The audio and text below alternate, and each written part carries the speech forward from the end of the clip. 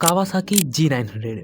आज के इस वीडियो में हम लोग कावासाकी G900 की EMI वीडियो को देखेंगे और सारे के सारे EMI ऑप्शन के बारे में जानेंगे, चाहे वो 1 साल के लिए हो, 2 साल के लिए, 3 साल के लिए या फिर 4 साल के लिए हो। हम इन चारों साल के लिए EMI के बारे में जानेंगे G900 की। तो चलिए वीडियो को स्टार्ट करते हैं।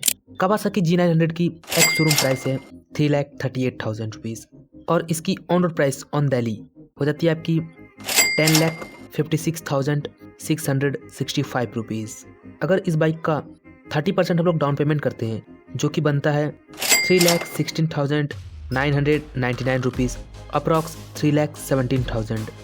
डाउन पेमेंट के बाद जो अमाउंट बचता है वो होता है हमारा लोन अमाउंट। तो वो हमारा लोन अमाउंट होता है 7,39,665 रुपीज़।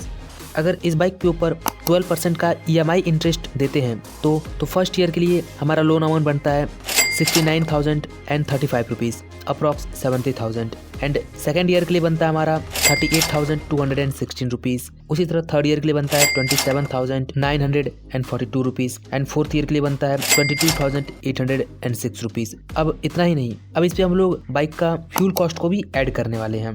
तो जैसा कि एक normal Riders around 20 kilometre per day bike चला लेता है और ये कावासाकी G900 अराउंड 17 kmpl की माइलेज प्रोवाइड करा देती है। और एट करंट टाइम दिल्ली में पेट्रोल की प्राइस है 94.8 रुपीज़, अप्रॉक्सीमेटली 95 रुपीज़। तो सारा कैलकुलेशन करने के बाद हमारा कॉस्ट निकल के आता है 3,353 रुपीज़। ये आता है हमारा फ्यूल कॉस्ट। अब हम इस फ्यूल कॉस्ट को EMI में जोड़ेंगे।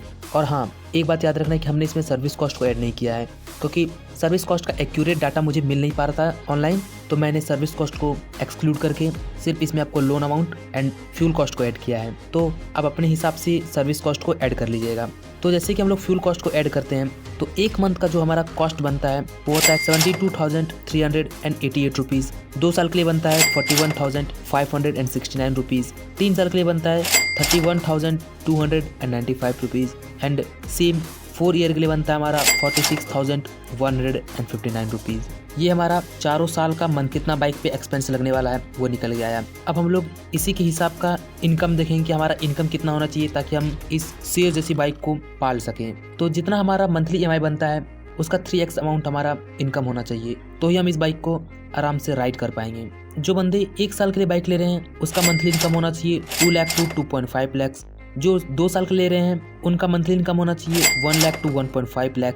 एंड जो 3 साल के ले रहे हैं उसका मंथली इनकम 1 लाख से 1,10,000 होना चाहिए। और जो 4 साल के ले रहे हैं उसका मंथली इनकम होना चाहिए 75,000 टू 80,000 पर मंथ।